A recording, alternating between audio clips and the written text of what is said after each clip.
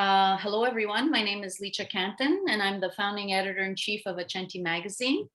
Welcome to Accenti's Countering Isolation with Creativity, a project made possible through the financial support of Employment and Social Development Canada as part of the New Horizons Seniors Program. This is the 7th workshop in a series of 10, and welcome to Anna Camilleri's Cultivating Voice within Immigrant-Canadian LGBTQ2S communities. Let me introduce Anna. Anna Camilleri has been working with performance, image, and text for 25 years. Her book publications have been recognized with distinctions by the LAMBDA Literary Foundation, the Association of Independent Publishers, and the American Library of Congress. Anna is founding artistic co-director of ReDefine Arts, established in 2005 as Red Dress Productions. So Anna, welcome. The mic is yours, and we're really excited to participate in your workshop today. Thank you so much, Licha, for the warm welcome. I'm really happy to be here with all of you. So we have a little bit of time with one another today. We'll be writing, exploring, sharing with one another between now and 2:30 p.m. I'll check in with you along the way as we go, and if it feels right, I'll invite us to take like a very brief body break, just so we can move around or use the bathroom. Yeah, our time together is really going to be anchored in some creative writing practices with an invitation to do a little bit of sharing along the way. So that's a bit about our structure. I would like to acknowledge that I'm meeting you here from the unceded territory of the Shabadewajuan First Nation and the Ardoch Algonquin First Nation in the Kingston and Frontenac area of Ontario, known traditionally as Cataraqui. As a guest and settler in this territory, it is important for me to take time to reflect, and I'd like to encourage everybody here to reflect on our collective histories as individuals, families, and communities of how we came to be on the territory we're currently on, whether it was by choice, by force, or displacement, and how our presence here impacts Indigenous peoples. Yeah, so on that note, maybe I'll share a little bit more. I am 52 years old. My family, my mother and father and their families migrated from 2 different lands, from Italy, from the Napoli region, a very small village outside of Naples proper, and my father from Malta on his own in the 1950s. I was born in 1970. Which is an interesting time because my, date of birth in some way it doesn't mean a lot, but it means a lot actually when we think about our practice as writers, because my early life references and details, like there's so much about the 1970s and 80s and music and foods and growing up in the city of Toronto, and those details and those stories are so specific to our own experiences and locations. And so I'm going to invite us to use some of that in our writing today. Maybe before we jump into our writing practice, I want to suggest just a couple of guidelines to kind of hold and frame our work together today. And one is just an invitation to be present and listen to one another with a spirit of generosity and the intent to understand. And that we also extend that spirit of generosity to ourselves, right? Because often we think about generosity as being something that is directed outward, but we really do need to be generous with ourselves, particularly when we're entering writing practice and, those voices come up, they're like, this is no good. Maybe, invite that voice to take a little break while you're here, while we're here together. And yeah, just really allow ourselves the opportunity to write and explore. And also I'll make some invitations to share, and I welcome you to do that if you feel comfortable with your voice, or to also share in the chat. If you would like to speak, please, as some of us are calling in from computers and some of us are here using phones, the phone Zoom application can be a little bit more challenging. So just use your voice, like turn your audio on and say, or wave at me. And alternatively, you can also use the reaction function. It's kind of on the bottom right hand of the Zoom screen. And if you click reaction, there's a raise hands image. But you don't need to use that. You can just use your voice or post in the chat. So there's a few options. I would really like to just take a minute for us to, if you're comfortable, to introduce ourselves briefly, our names, pronoun if you're comfortable, and maybe just a little bit about your hopes for this time together, or what brings you here. Really just a brief introduction. So I am going to, maybe we could go popcorn style. Who would like to accept the pass? I see lots of smiles. I'll go. Great. Hi, everybody. Monica Meneghetti. My parents were immigrants from northern Italy. And I am coming to you from the west part of Canada. And I'm on unceded territory here.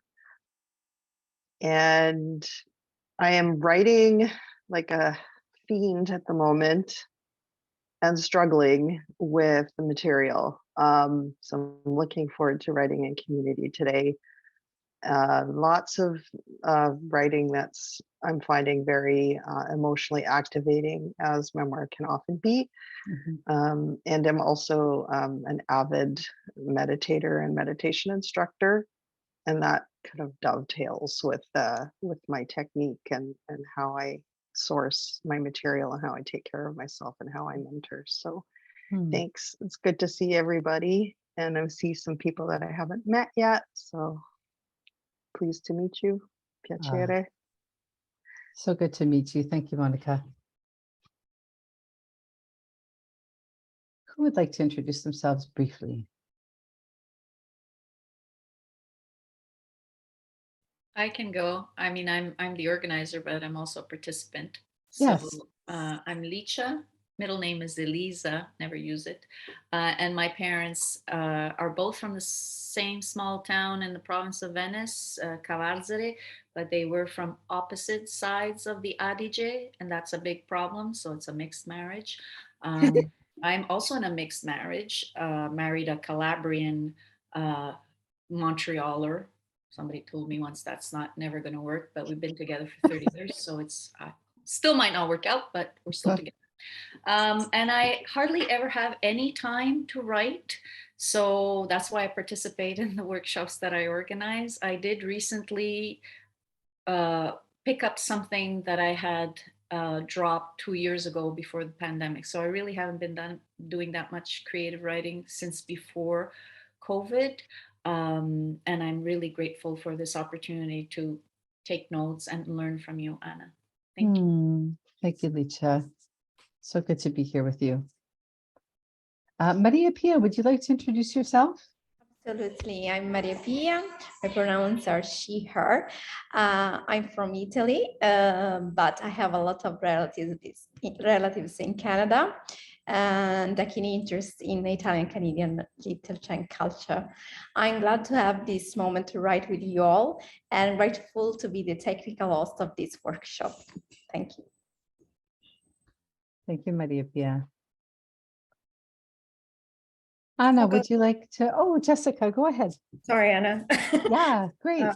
Yeah, I'm Jess. I'm a baker. I live in Ottawa.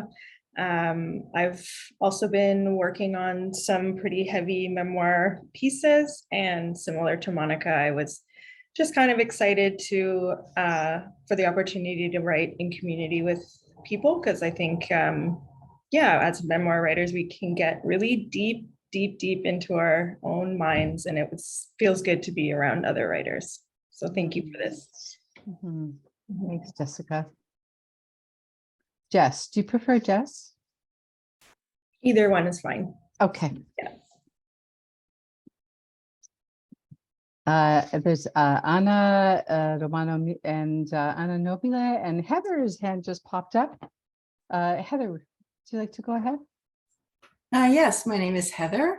I'm from Canada. My parents are from Canada. I'm just starting to write for the past couple of years. I'm working on a memoir and several short stories. So I'm really interested to learn more about writing and different genres, and anything that I can learn today, I'm sure I'll appreciate. So I'd like to thank you very much for this opportunity. Thanks, Heather. I'm happy to go next. I'm another Anna, born in 1970, so I can relate.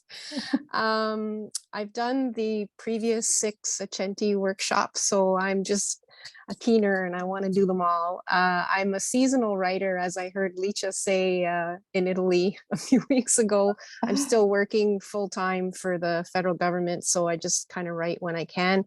Both my parents are born in Melissa. And yeah, I do enjoy doing memoir writing, so I'm really looking forward to the session today. Thanks. Thank you, Anna.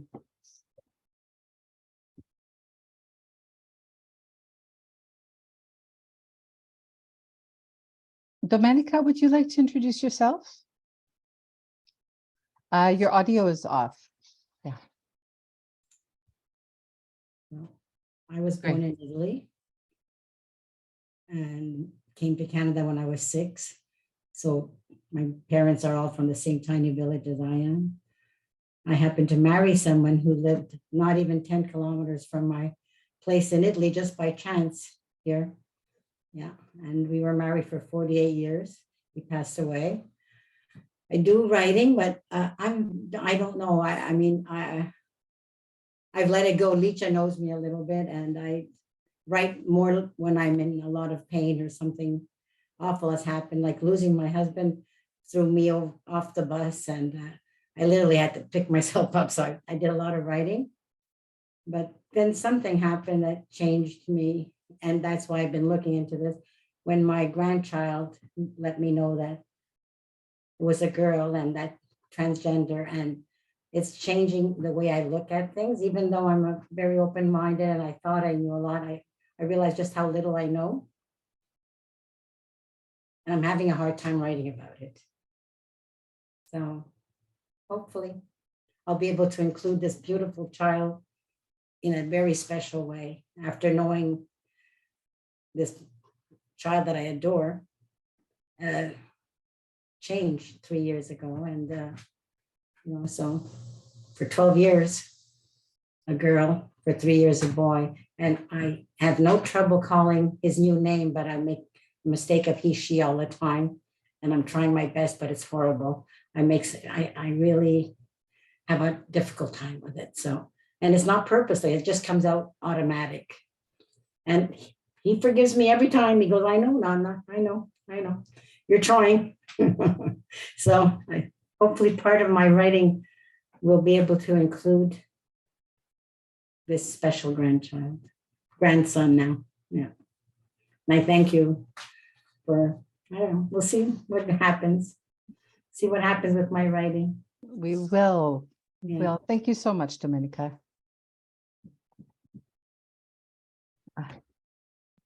Michaela, would you like to introduce yourself? Yeah, hi. Hi. So, I'm Michaela, the pronoun is she, her. As for me, I'm Italian, but I've been living in the UK for the past 20 years now.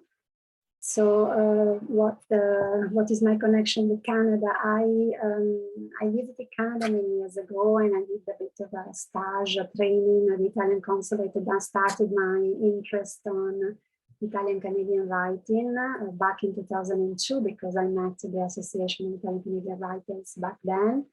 And I started basically, being obsessed with Canada and with Italian-Canadian writing after that. So I met some of you, I met Licia many years ago back in Canada. I traveled to Canada very often because then I did also a PhD research on Italian-Canadian writing and its translation into Italian because I basically teach at the moment translation studies at the University of Birmingham. So I've been dealing mainly with translation, with academic writing. I've been reading all these people writing, but I would say in the last couple of years, I started very shyly to start to write again. I used to write in my 20s and poetry mainly in Italian. And then I found myself a year ago in a very, painful moment, I found myself writing in English, and I said, that's the first time, I feel confident writing in English because I'm not anymore so confident writing in Italian, but I'm not confident yet. I don't feel confident writing in English, but then, I feel like that at the moment I'm in between. I've got a language which is very contaminated with both. And I wanted just to try a seminar. I did some writing courses in the past, but without really much, thinking much. But at the moment, I think it's a bit of a urge. So I wanted just to learn from you. And I know most of you have been writing, also been reading your writing, Joanna. You were the inspiration for writing actually my PhD. I remember I picked your book. I am a red dress when I was in Vancouver back in 2006.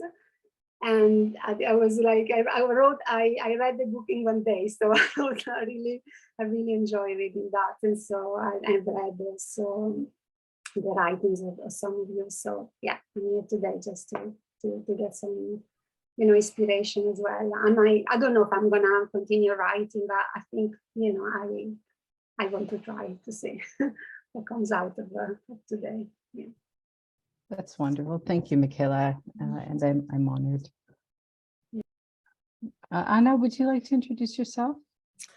Hello, everyone. My name is Anna Nobile. I live, my pronouns are she, her. I live in traditional Sechelt territory on the west coast of Canada.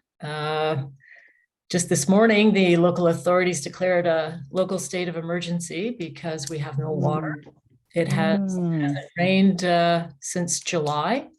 And if we don't get some rain soon, we're probably going to run out at the beginning of November.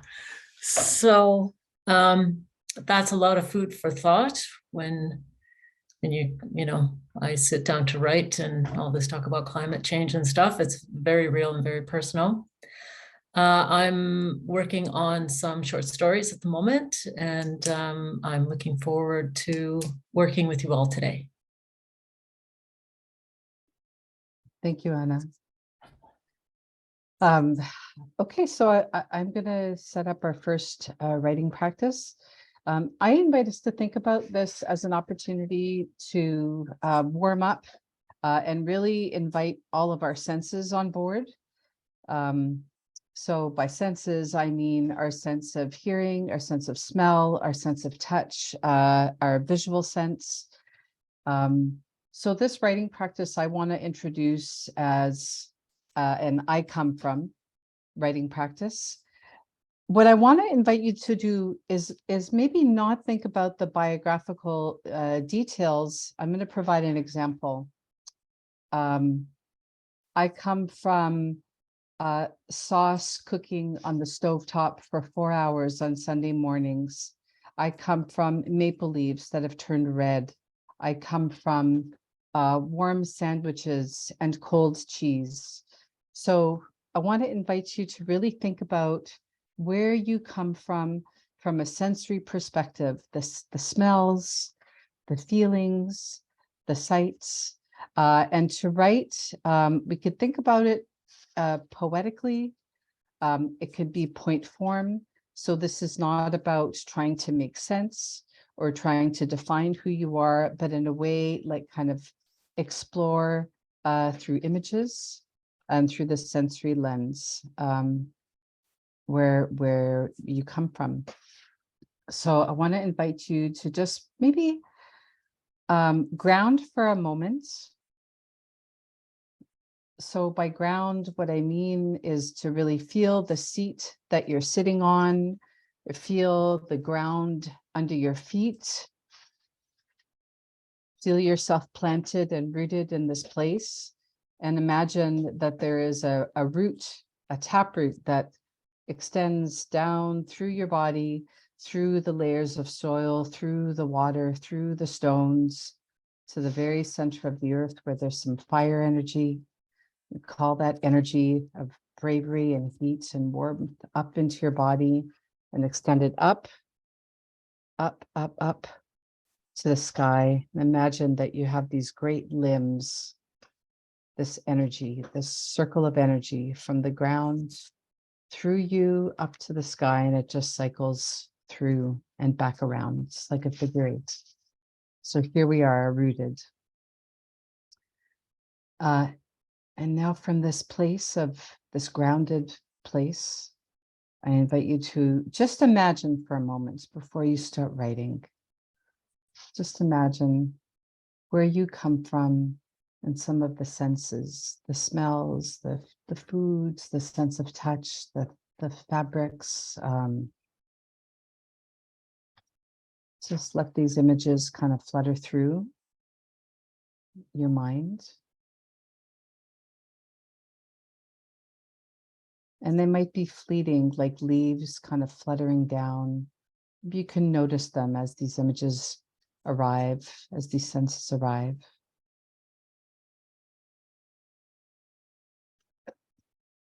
And now I invite you to begin writing and to just kind of track these images. Just record them, the images, the senses. We're going to write for, let's say, 2 to 4 minutes. And I'm going to check in with you at that point and see how it's going. And yeah, so this is not a pursuit of making sense, but just an opening into where you come from. So it's 1:28. I'll check in around 1:31. And I know we're in different time zones, so I'll just say 3 minutes from now, I'll check in.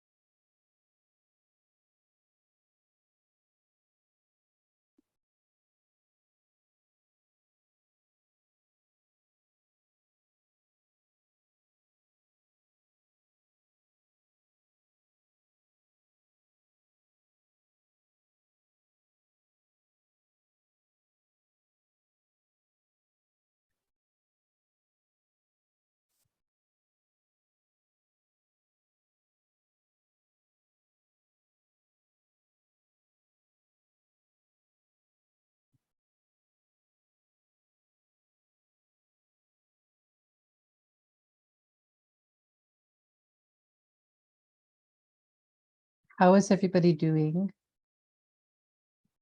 Would you like another minute or two? Yes? Okay. Okay, great.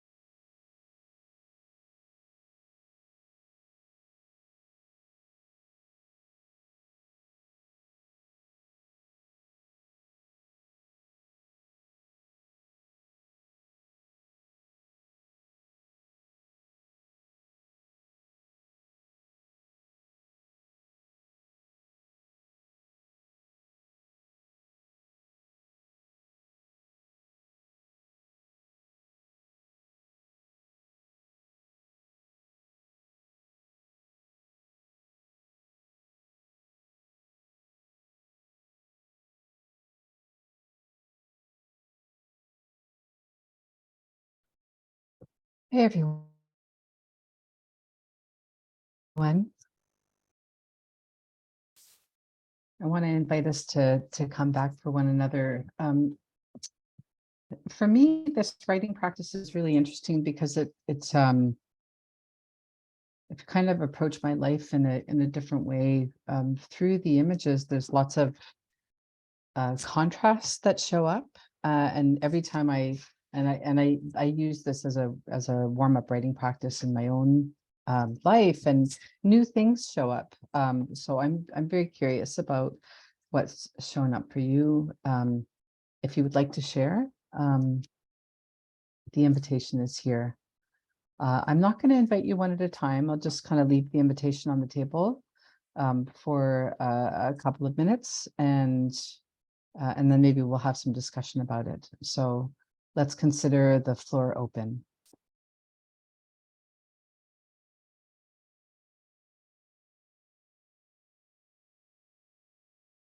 Yes, Domenica. Domenica, your audio is off.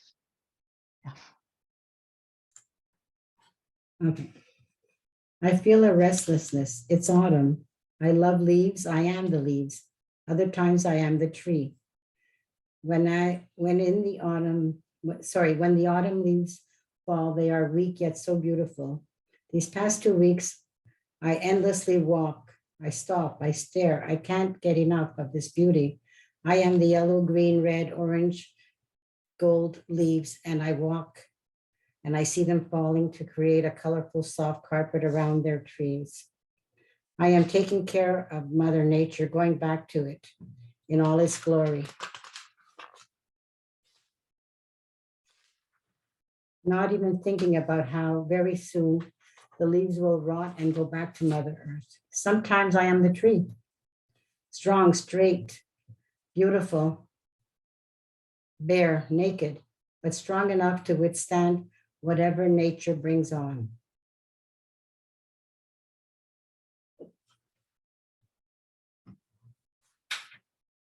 Thank you, Domenica.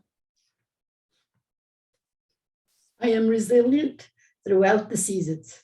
I am a lady of many colors, and I have barely scratched the surface of who I am. I am in awe and wonder of the person I am becoming more of every day. Thank you, Domenica. Yeah.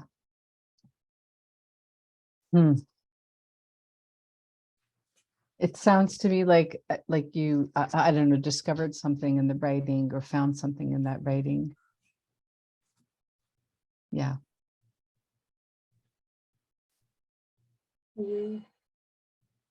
Yes, Michaela. Yeah, I just talked about today, but I feel like, so I come from staining green office carpets, mixed with a scent of brewing cups of bergamot tea. I can't hear you. Can you hear me?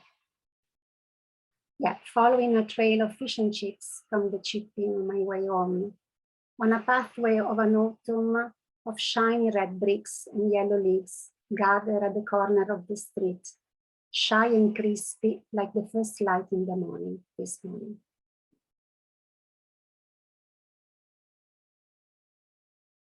Thank you, Michaela. Does anything jump out for you, Michaela, in the writing? Well, I had, when you just asked us to think about, I just picture a combination of scent, the smell was very strong, and images and colors. So I pictured colors and scents. Yeah. And it was basically also a day that was very sunny here, contrary to the usual weather. So I kind of really, today, a lot of the sensation and things were at the maximum, I would say. There was a lot of light around me. So I had this contrast of light and scent in particular because we have a chippy, an fish and chip shop. So I had, when I came home, I remember the feeling. So it was strange you start thinking about because it was very strong, and the mixture of that, the smell and the colors.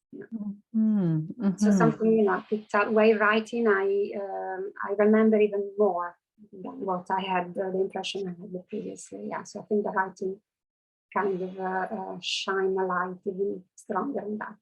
Yes, yes, yeah, and it's interesting because memoir writing, it's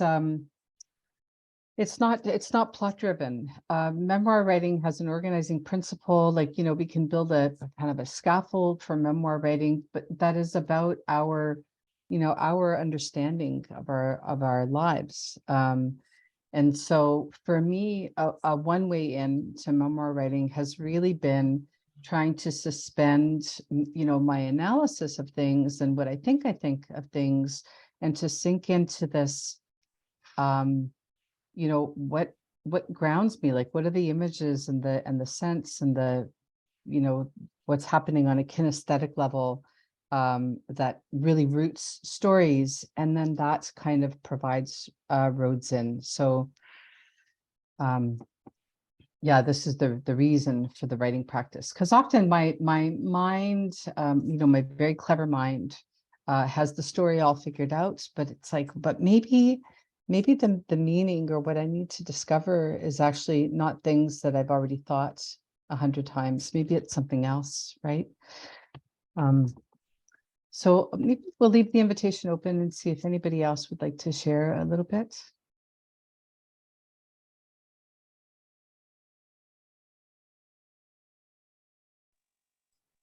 I'll go if nobody else is chomping at it. Yeah, go. Please do. Oh, it's so scary sharing stuff. Okay, I come from the thumping exhalation of raven's flight. I come from gravel ground into my palms and the power of legs on pedals. I come from the surge of salt, cradling my naked breasts and caressing all my creases and folds. I come to you from dreams of bears, white phoenixes, and cloaked predators siphoning my life. I come from 3 a.m. wakefulness, brainstorms of who, why, what, and how, brushed away by allowing in and releasing up.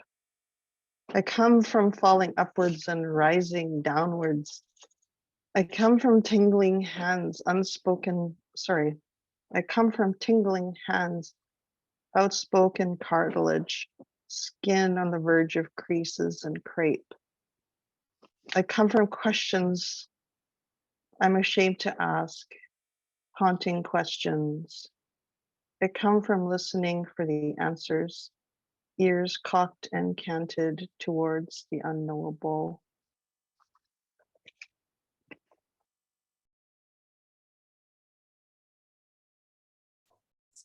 Thank you, Monica.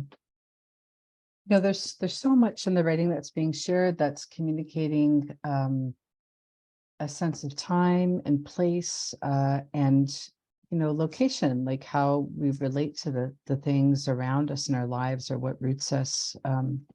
I love hearing these pieces. So one last invitation. I'll go. Great.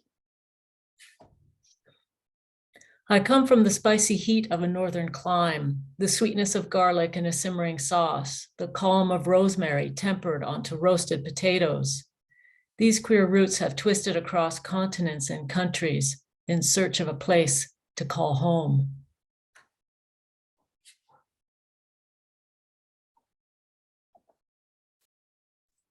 Thank you, Anna.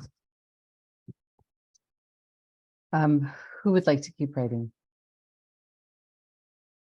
Yeah. And is there anybody who really wants to read but just hasn't spoken up yet? Or is too scared to speak? Yeah. Yeah, too scared to speak. I can share what I wrote. Great, Licha. I come from radicchio only in the garden, boiled, frozen, sauteed in garlic in the winter. I come from silence. Silence. I come from pig heads, cold, cold, meatpacking plant, polenta, slow cooking. No one cleans the bathroom. I come from puzzles and coloring books wrapped in brown butcher paper on Christmas Day. I come from the sunny fields of Cavarzere left behind to cry, crying, lots of crying. I come from anger and screams. I come from fear, fear of speaking, silence. I come from name calling, not good enough.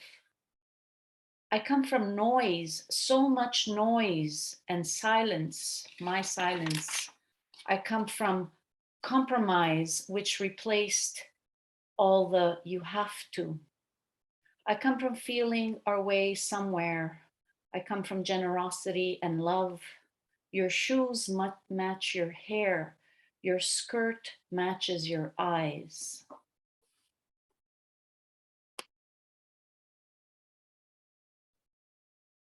Thank you, Licha. Oh, I love these pieces. I'm going to do my best to track what's happening in the chat as we go. Jessica just posted congrats to everybody who shared for writing full-blown poems. Yes. Yes. Gorgeous. They are gorgeous.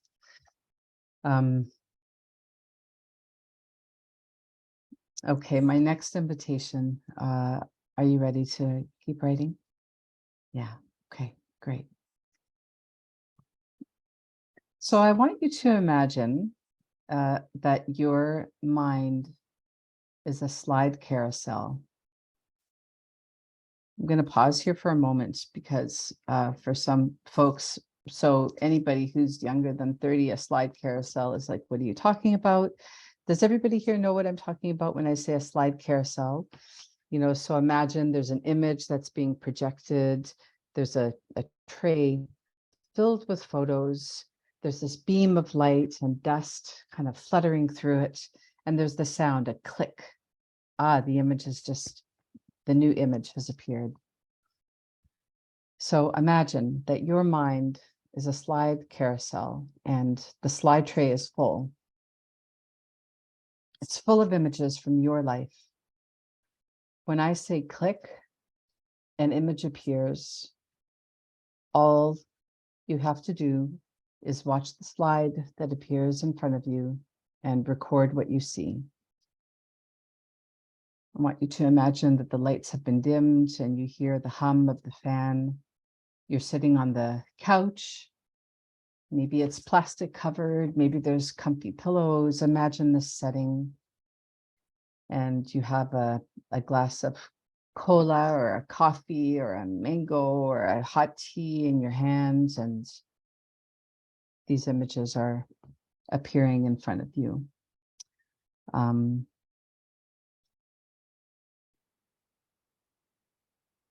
So when I say click, an image will appear, and my invitation is for you to simply record what you see. You're going to have 1 or 2 minutes, and then I'm going to say click, and a new image is going to appear. So we're going to work with maybe 2 to 4 images. Is my invitation clear? Okay. So imagine that your slide tray is full of images, the projector's on, and an image clicks into place and it appears. This is an image from your life, and you're going to spend 1 to 2 minutes just recording what you see in the image.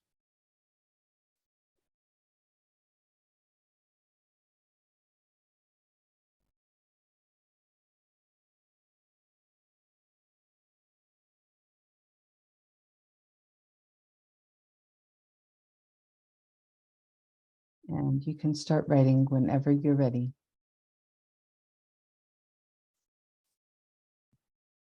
For 1 to 2 minutes.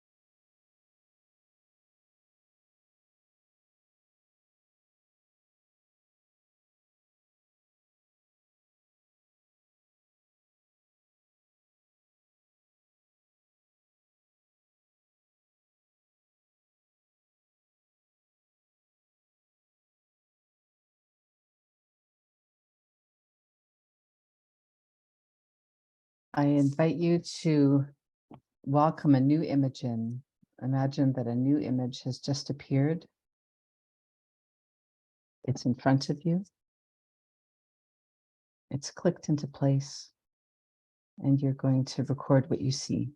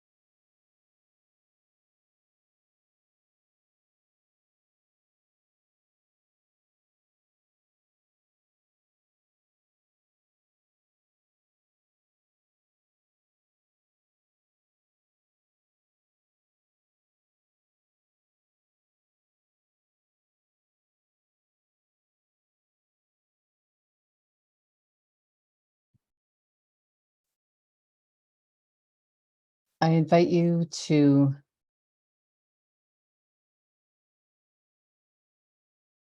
let go of the image that you've been working with in the last couple of minutes and invite a new image in. And you can choose if there's an image that shows up that you don't want to work with, that you have a strong, like, I don't want to spend time with this image. You can click it through and invite a new image to appear.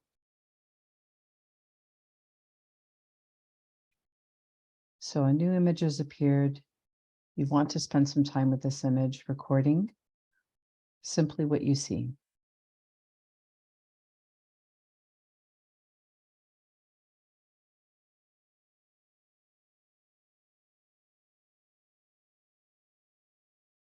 And welcome back, Michaela. Yeah, I've just invited everybody to move on to a new image. So this is our third round with an image. Sorry, my connection is very bad. So I was trying It's desperately okay. to connect. Yeah. Yeah, it's okay.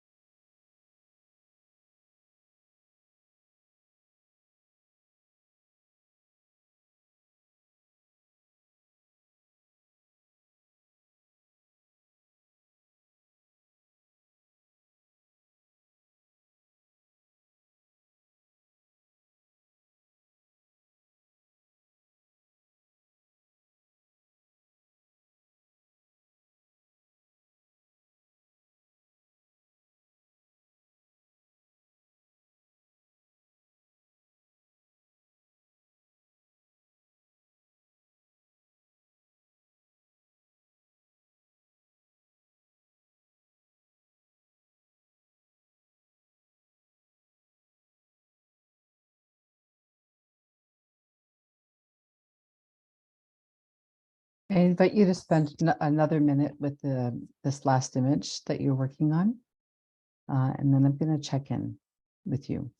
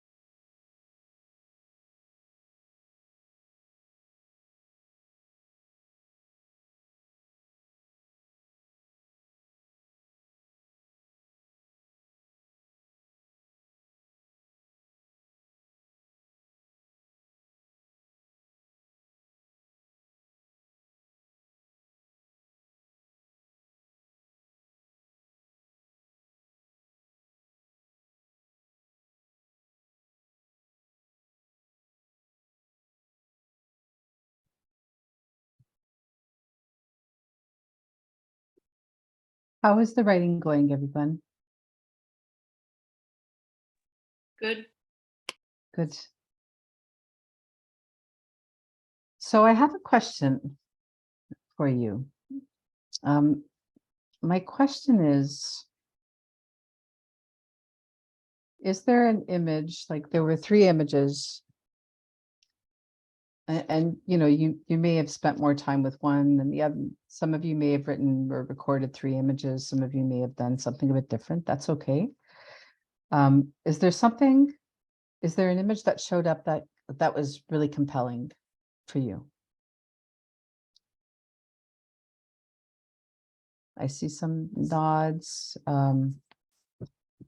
Guess what I want to invite you to do is to pick one of the images, one of the slides that most compels you. And I'm going to just record this in the chat. Pick one of the slides that most compels you. And I want you to imagine that from that one image that you've compiled the whole slideshow. The interesting thing about still photographs is that it's one moment in time. And what we see is just what's in the frame of the image. But there might be some really interesting things happening just beyond the frame. Or maybe the point of view, like who is the photographer? Who's taking the image? Is there a detail in the image that's really interesting?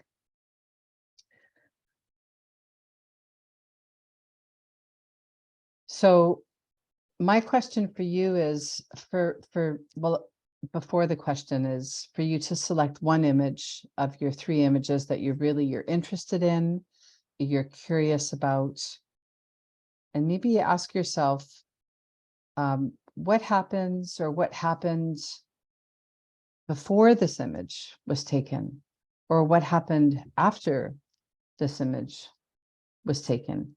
Is there something just beyond the frame that you're really curious about? You might be in the photograph, but you might not be in the photograph. You might be seeing an image that's from your life, but you are the photographer, right? So my invitation to you is to, kind of make a decision about where you want to go with this image. If you want to move beyond it, or you want to go a bit closer, and that you're aware of your point of view in the image, like whether you're telling a story about this image or you're in the image itself. Is that clear? Okay, I see nods. And if it's not, I'm really okay with hearing that it's not clear and you need more information.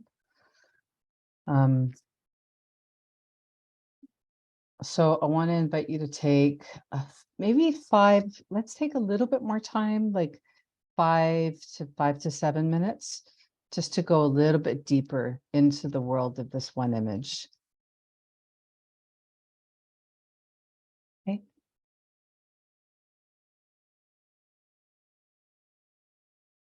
If you're more comfortable writing off camera, by all means, you can turn your camera off. It's going to be quiet for the next 5 to 7 minutes, and then I'll check in with everyone again.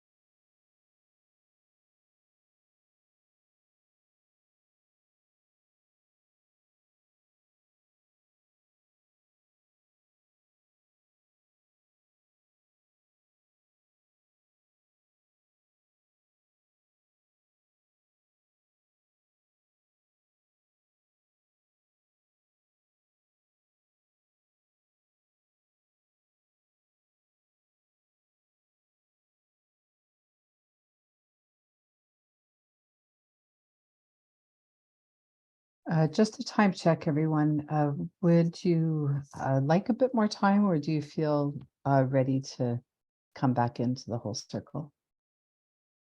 Let me know what you need.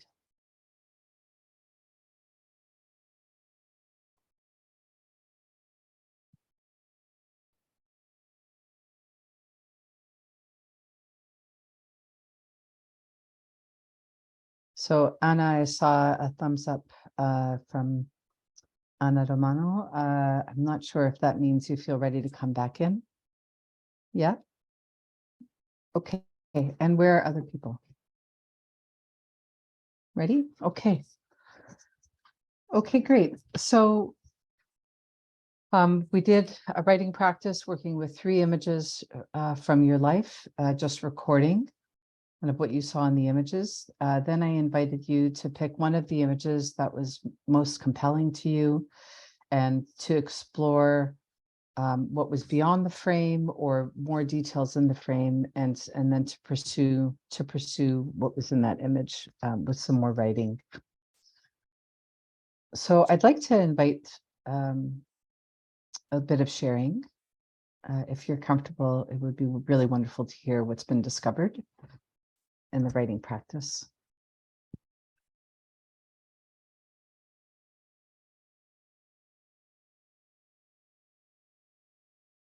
Who would like to share a bit?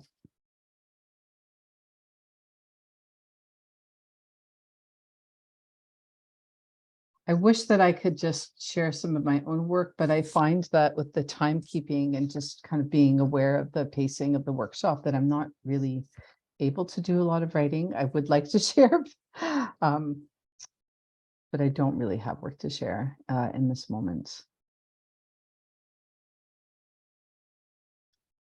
How is it going for you, Domenica? Your audio, your sound is off. You're on mute. Okay. Yes. So I chose my very first one. I'm at a park and I'm pushing my youngest brother on a swing. He's 2 years old. And my other brother is 6. I am all of 8. So much responsibility. So when you asked us to write about it, I went back and I put, mother is not yet home from work. Father had to leave. Aunt and uncle are working. We are bored. I bring my brother to a park not too far away. We play on swings. I push my small brother. But something happens. 4 French-speaking boys come up. They push me away and start to twist the swing. I am frightened. I yell and scream.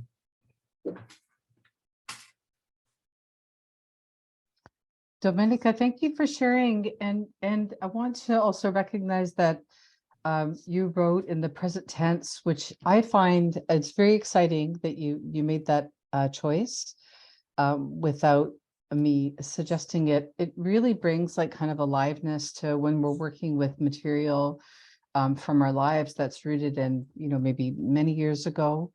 To be really grounded in what was happening in the moments by coming into it through the present tense.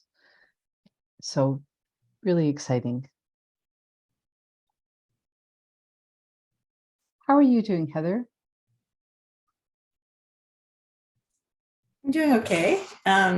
Just an observation of the 3 pieces were all when I was a child. That was the thing that popped in the most. And so the first one really that I spent the most time on was my uncle is in town. So we take a family portrait.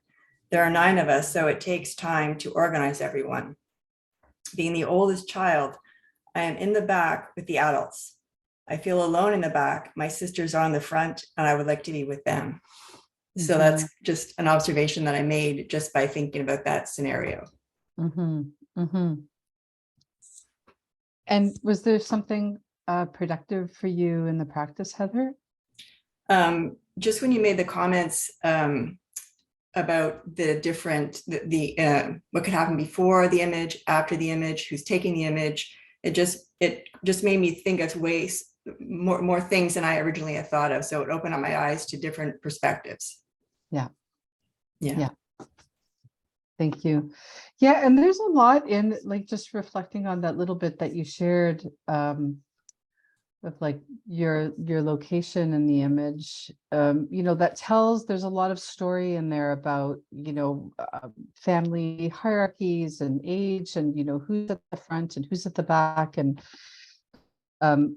so it is one of the reasons why I'm introducing this practice is to really find story that's less about kind of interpretation and analysis, but to really kind of track like, where am I in the story, and for the details to do a lot of the storytelling. So thank you, Heather. That was really wonderful. Jessica, how are you doing? Yeah, I found that really interesting. I felt like towards the end of by the third image, I just had a flood of images and it was like hard to pick from them. So it was almost like overstimulating at the end, but I came up with a couple of solid ones, I guess. I don't mind sharing. Yeah. I'm at the Byward Market. I just got off work. I'm supposed to meet this woman I'm dating. It's a hot, sunny August day. I'm eager. I look toward the sidewalk and see a familiar figure of a woman. It is her.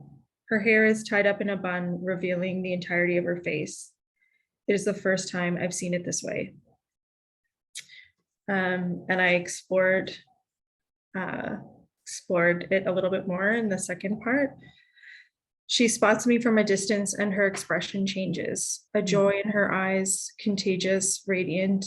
We walk toward each other, and before I can reach out and touch her, she introduces me to her cousin. I calculate my next move, unsure of how to act. She's cool, she tells me. I breathe a sigh of relief. I'm so curious about what's going to happen next. It's yeah, wonderful. How are you doing, Anna? Anna Nobile. Good. I found the images that came to mind were about individuals in my family. I think that's because the short stories I'm writing are about a family. So it was good. It brought up some interesting things. I know we were supposed to just record what we saw, but I ended up just thinking of particular photographs of my mom, my dad, and my sister. And because these photographs are so familiar to me, rather than record them, I ended up asking a lot of questions about what I was seeing. So I have a page full of questions.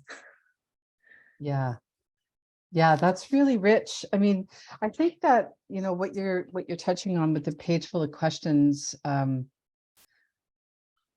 be really productive, because I think, if you pay attention to who's in the images and where you feel energy, you can move from there into writing, dialogue, to writing character portraits. There's lots of places that you can leap off to. So it sounds like, where you went was the questions, and the questions I think are so productive and like a rich ground for discovery for us as memoir writers.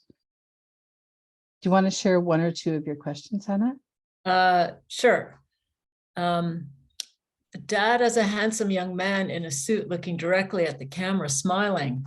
He seems so confident. How did he become the man who slept his life away when he wasn't eating or drinking? He immigrated twice, once to Argentina and then to Canada, a sign of a spirit of adventure, no? But then he barely got off the couch. What happened? Yeah, absolutely. There's a lot there. Yeah. So I want to check in with you. Of course, I want to just keep writing. Sorry, Anna. Sorry, Monica has her hand up. Monica, thank you. I'm sorry, I didn't see your hand. That's okay. If we need to move on, that's cool. No, we don't need to move on. We can be right there. Yeah, this is kind of unexpected for me, what came up, I guess that sort of like preconceived notion of, oh, I think I know what's going to come up, because of what I've been working on. And actually it was something completely else.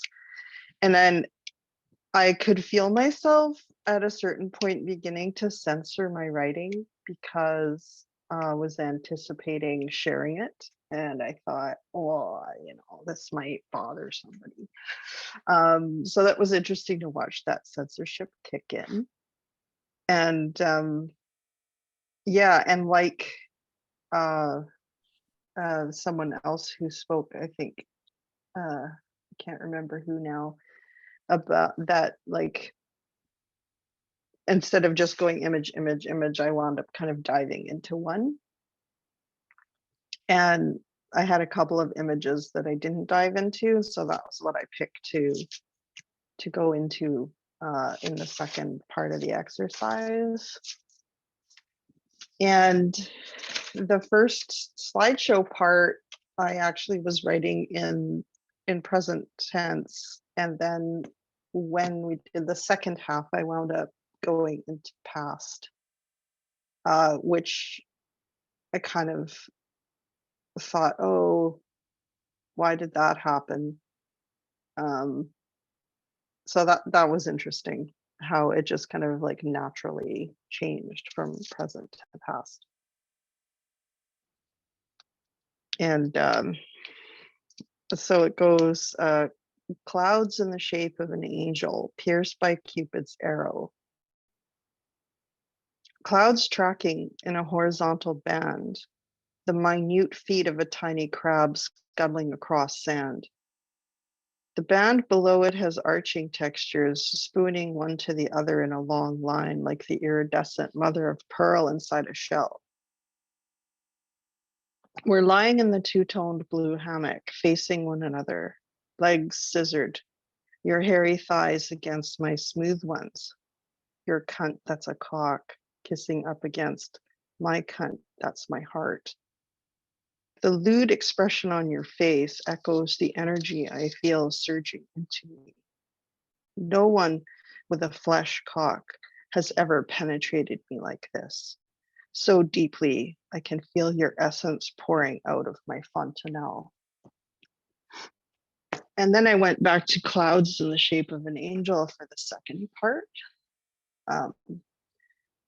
Clouds in the shape of an angel pierced by Cupid's arrow and somehow still hovering high in the blue.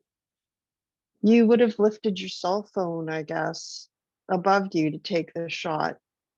Were we in the hammock at the time? Was it that time you went to the beach and hung it alone while I wrote at home? I could feel you down there at the water's edge. The tide was coming in. I can see the heron waiting on the huge boulder for its food to arrive. An ancient glacier left this boulder there for the heron. An erratic. It's called an erratic. You are an erratic. Thank you so much, Monica. Yeah, the shift from present tense to past tense, it's interesting. For you, was there something gained or lost, like in that movement from present to past? Like you noted it, so I'm curious about what you're noting there in particular. I don't know. I think there's maybe a nostalgia that comes in by changing to the past. Mm-hmm.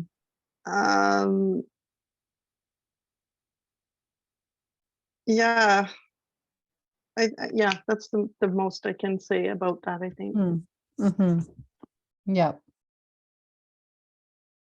Yeah. Yeah, for me, it's interesting that when I've engaged in this writing practice, I also have gone to images from quite long ago in my life. And I'm not sure why that is, but I am happy to spend time there. And it's important for me personally to remember that if an image arrives that I don't want to spend time with, then I can click through it. Michaela, hi, I see your hand up. Yeah, I just wanted to add my impression. I mean, I was thrown away of the room when Licia was talking, was reading her piece, and unfortunately I couldn't listen to the rest. But and then I didn't have all the instructions, but I focused on an image that came up after that. And I wanted to say that in workshop like this, for example, Licia talking about or mentioning Cavarzare or mentioning Veneto, Radicchio. Radicchio was the image. There was Radicchio in the, if I remember well. Oh, maybe I thought about Radicchio. And that sticked very, very strong with me. So Licia comes from a place very close to where I grew up in Veneto. So all of a sudden I had this image of Radicchio in my mind. She was talking about food and Radicchio possibly. And I remember my trip to the UK, that day, when I was staring out of the window of this bus at Radicchio Fields because I was going to West Treviso. It was the new era of the Ryanair flights. And the image was also, then you said about, because I missed a bit the instruction, think about the photograph, and there was the window, and I was behind the frame, and I was really framing that trip through that window of the bus. I still remember very strongly the fields and the trees. And so I think sometimes, it depends also who you do a workshop with, because it can really steer very strong images. In this case, there was a chance of having Licia here, and we shared a kind of countryside, Veneto fields, bad fields in February, because I took the bus not knowing where I was going and not knowing for how long. And so I think it was interesting to think about when you gave that instruction, think about what image. It was very strong image of Radicchio. And after that, Cavarzare, the image of Cavarzare when she grew up, the saga of Cavarzare, and everything came up and stick to that specific day where I was living. Yeah. Mm-hmm. Yeah. Mm-hmm. Yeah, I think when I think about like writing, memoir writing, and some of what I've experienced as a writer, sometimes it's been challenging for me to really sink into story and find my voice in it, because there are these, headlines, like these big themes. And I find that my analysis or what I know, my knowledge can really interrupt or prevent me from writing. So with this writing practice, really what I'm offering to you in a way is it's a magnifying glass, or it's a lens, right? So it's a way of kind of looking through your life, through this specific image that comes from your life. And then, that the second part of the invitation is to be able to like open up that lens, open it up and look around and like, okay, who else is there? What was there before this moment? What's there after that moment? And then, of course, how do I feel and think about all of it? When Licia was talking about, I think was it Radicchio or Verdura? I think it was a Radicchio. And right away, Licia, there was like, the bitters and the garden and the soil. So that image and all of your images actually brought me to, my own images, and maybe because of course, there are differences between us, and there is a kind of a thread of some cultural connections that, every image that was offered by everyone who shared, like just brought alive, like so many stories for me. So that's, I find it a really rich and exciting process. I really want to do another writing practice, and I'm aware that we don't have that much time with one another. So maybe I'll ask you, like, would you like to spend a bit of time speaking with one another, sharing a bit more writing, or doing a short writing practice? Yeah, so if I can just say it's 2:25, so the most we can stay is another 10 minutes, and I do need the last few minutes to close. So also, I don't know if people might have questions, general questions. Yeah.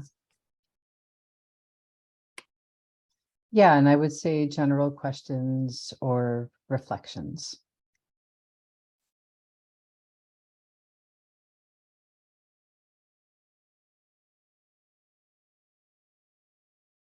I'm going to pay attention to the chat. I think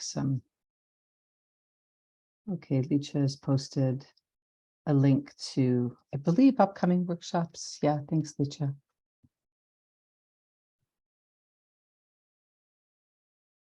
And Monica is asking, do I have another workshop online sometime? Not currently scheduled. I do a lot of facilitation and design of workshops. My writing practice has become like very multidisciplinary, and actually it's such a pleasure to spend time with writers and to just focus on writing. So Monica, the answer right now is no, but I actually feel inspired from spending this time with all of you. And I personally would like more of this kind of time. So I might need to check out the link and what's coming up with Accenti. I have a question. Yeah. So because of your performance experience, I recently started exploring writing for performance, and I'm curious as to what your experience has been in terms of like how writing for performance has changed the writing that you do for the page, if anything. Like how has that affected it? And I'm also really curious to hear from everybody else who was here today, what it was like to do this together as a somewhat Italian Canadian slash queer adjacent community. Really curious. I find it very powerful. I find that there's stuff that comes out of me that I would not read to people who are outside the community, particularly outside a queer friendly community.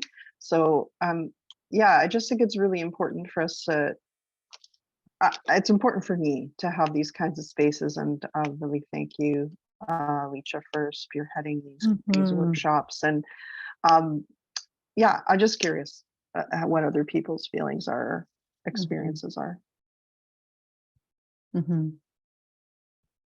Yeah, and Monica, I heard kind of both of your questions, but maybe we can spend a bit of time with the question about a shared experience and being in this writing workshop together. I think for me, and maybe I'll just take a moment to respond to this, the intersection in my life of my queerness and also who I am culturally as an Italian Maltese person, there's so much that's there's conflict and this sweetness and bitterness mixed together. It's not an easy fit. There's a long story about that, but certainly the sharing in a group where there is a culturally specific lens, and by culture I do mean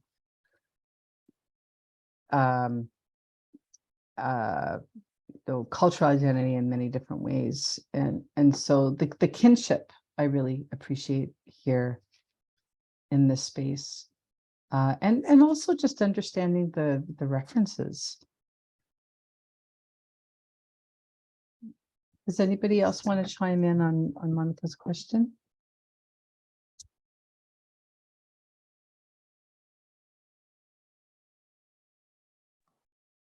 Yeah, I'll just say that I think I push myself to enter into spaces like this because I am still kind of trying to bridge the identities of being queer and being Italian Canadian. And it feels quite scary still to come into a space like this. but it's like the kind of fear that, you know, there's like a safety net under the fall. So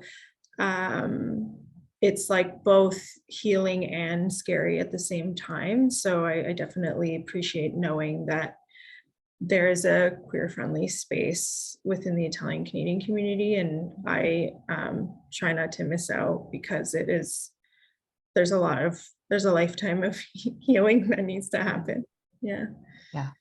So I really appreciate it, and yeah, thanks to Licha and Anna for making this happen. Absolutely. Thanks, Jessica.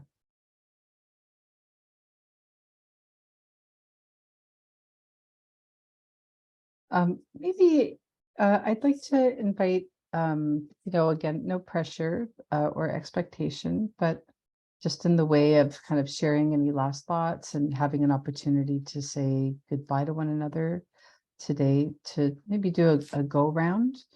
If you don't want to speak, or you'd like to add something to the chat instead of speaking, that's totally fine. I'm wondering if Anna Romano would like to, if you'd like to start us off on this kind of closing go round. Sure, thanks. I found this really useful. I had a similar experience to Anna Nobile for the second exercise, where I just ended up having this really long list of questions that now I'm going to go away and figure out what the answers are to all those questions. And the first writing exercise, there are just so many. I really enjoyed doing that sensory approach. So thank you for that. I got a lot out of that. And it was just great to be among all of you. I know some of the work that has come out of some of the authors who are here on my screen. And so it's nice, sort of as an ally, to be able to just come in and be part of the group. So thank you. Thank you, Anna.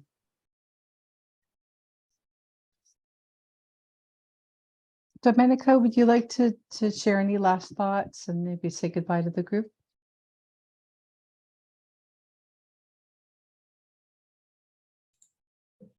Great. I thought, what am I doing in this group? I don't belong. And then I found myself to be extremely genuine when I was writing from my heart. So what is the safety? I don't know, somebody was talking about, I think it was Jessica. I'm not too sure what it is, but I feel very safe and secure in what I wrote. And it brought out, I think, Anna, you said something, and it did. I was emotional when I was reading it. And I continue to be the person that I say I want to not be sometimes, and I still am doing it. A whole lifetime of taking care of, responsibility since I'm knee-high to a grasshopper, that I think I'm an involved person, and that I'm, of the world now and whatever, but I'm still inside of me that piece that always has to keep everybody safe and secure and connected. Yeah. So I struggled with that a lot, and now that piece is towards my beautiful Ryan. And so I always continuously am working with it. So I thank you for allowing me to, I don't know, maybe Leach, I have to thank you for becoming my friend and for bringing me into this, because after reading your book and after, many conversations we had, I find it's helping me to get to know my grandchild more, and the honesty that he opened, and he came to my house as a 12-year-old and spoke to me. That just proves to me that he felt loved and safe and was able to come and knew that I would love him no matter what. Yeah. So I thank you. Thank you so much, Domenica. Yeah. Domenica, I can't wait to read what you write about this experience from your side. Mm-hmm. I think this group is really amazing, because you have not all members of both communities. We also have Heather, who is a member of neither community, as appeared in the title. And I just sent out the invitation, right? It was publicized widely, but also I sent it out to different groups of people. And Domenica was part of a group of over 60 Torino, Montreal writing project. And so, they read the description and they decided to come. And I think, Anna, you did, it's really wonderful. I really love the pace of this workshop. Thank you. It's so soothing. It's really both from your end and, what we decided to write. It's like, it's the pace is soothing, not just the content. And I think, like, I don't know everybody here very well, but I know which parts of my life you come from, or which project you come from. And it's amazing to see your faces on the screen, the way everything here is interconnected. And I think uh, we talked about before about having a safe space to, to write about being Italian Canadian. I mean, there are a lot of beautiful things about being Italian Canadian, a lot of rotten things. I often, I don't know about you guys, but I often say, wow, I'm amazed I turned out so well considering where I come from. Yeah. That's just the Yeah. immigrant part, the farmer part or the butcher part. And at the same time, the whole objective of this workshop was not just to have people who are member of the LGBTQ plus and who are Italian Canadian, but to also have, out of their own willingness, interest, curiosity, allies or future allies come to this workshop. So I think, this is a great workshop. Thank you, Anna. Thank you, Licia. I think we have like just a minute together. So just a last invitation for anybody who wants to say a couple of words of goodbye before we close. Maybe. Yes, Michaela. Yeah, maybe I'll just confirm also what some others said about the pace of this workshop. I found it very, very good, and so probably also the fact that Joanna worked as a performer maybe has helped creating that feeling, a feeling in which I could really rest, and I felt safe because I was also writing about myself as a lesbian, and this I found this space okay. I didn't feel like I couldn't say something because that image that came up was intermingled with something else. Yeah. So I thought, just wanted to corroborate what others said about also the way you conducted this workshop, and the fact that I felt really safe as well in this space. I felt really, of course, a bit of an imposter in the sense that I'm not Italian Canadian, but I always have this this feeling that I didn't grow up in Canada, but that's my imposter syndrome about joining these groups. But for the rest, I felt really much at home, and I overcome that. I feel very much at home, and I think, I don't know, maybe if you wanted to say something about your performance experience in performing arts has also influenced your writing, because it's a question I was interested into as well. When Monica asked you, so I don't know if you wanted to say something. Yeah. Yeah. Thank you, Michaela. I can speak about that briefly. Yeah, writing for the page versus writing for the stage, they are different and they aren't. I think what I would say for the page is that there is detail that's needed that is not necessarily needed in performance, because I can rely on my body and my breath to deliver something. And I think for live performance, like that sense of aliveness is what's really You know, it was scary for me as a performing artist to leave the page behind, but to really root myself in the present, to allow myself to tell the story as though I might tell the story to a friend. You know, so the vernacular, the spoken language is different than written. So often I would have, you know, writing that was published, and then I would have a different version of the text that was pared back, that would account for my physical presence for live performance. And yeah, so that's kind of a brief response, but certainly that, like, that aspect of liveness and really realizing that, like, I'm in a room with people, and so I want to tell the story, like bring my give my presence to it and really connect, and not rely on what I have on the page, because some of those beautiful details on the page are just not, you know, they're not needed in the present, like, live moments. And as far as imposter syndrome goes, Michaela, I feel imposter syndrome. I felt it a lot in my life in many different places. And part of that is actually, for me, has been rooted in my cultural experience, and, you know, family members saying, oh, well, you know, they're speaking all kinds of things and saying, oh, Anna doesn't understand. Meanwhile, Italian was my mother tongue.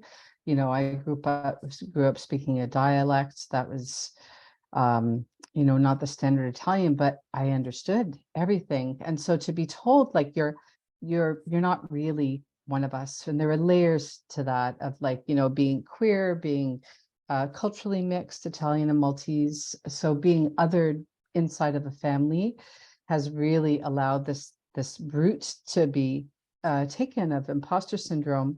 But, you know, we are the owners of our stories. We know our experience.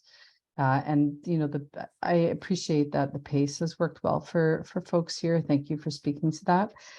Without knowing who would be here and how many of us would be here, I wanted to be able to come into the workshop for all of us to really be experts in our own lives as we are, and to really write from that place of experience, and to just be able to explore, just to provide a few ways into writing memoir. I've really appreciated this time with you, so thank you. Thank you. Yeah. Thanks so much, Anna. It was really a very insightful, very productive for me workshop.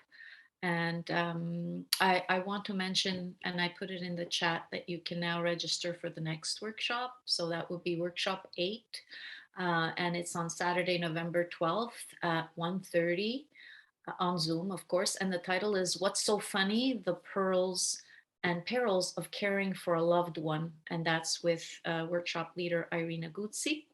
So again, to everyone here today, thank you so much for being here at Accenti's Countering Isolation with Creativity, a project made possible through the financial support of Employment and Social Development Canada as part of the New Horizons Seniors Program. So I hope to see you at the next workshop. There are 2 other workshops coming up. They haven't been advertised yet, but they will be soon. Thank you very much. Thank you, Anna.